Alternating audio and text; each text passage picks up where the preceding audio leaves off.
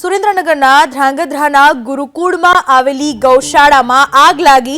સંસ્કારધામ ગુરુકુળમાં આવેલી ગૌશાળાની અંદર આગ લાગી। આગ કયા કારણોસર લાગી એ હજુ સ્પષ્ટ નથી। ફાયર બ્રિગેડે સ્થળ પર પહોંચી આગ ઉપર મેળવ્યો કાબુ। ફાયર ફાઇટરે આગ ઉપર કાબુ મેળવતા મોટી દુર્ઘટના ટળી। સુરેન્દ્રનગરના ધ્રાંગધ્રાની વાત, જ્યાં ગુરુકુળની ગૌશાળામાં આગ લાગી। સંસ્કારધામ ગુરુકુળમાં આવેલી ગૌશાળામાં આગ લાગી। કયા કારણોસર આગ લાગી है હજુ અસ્પષ્ટ છે। ફાયર બ્રિગેડે સ્થળ પર પહોંચીને આગ પર કાબુ મેળવી લીધો છે। મોટી દુર્ઘટના ટળી ગઈ।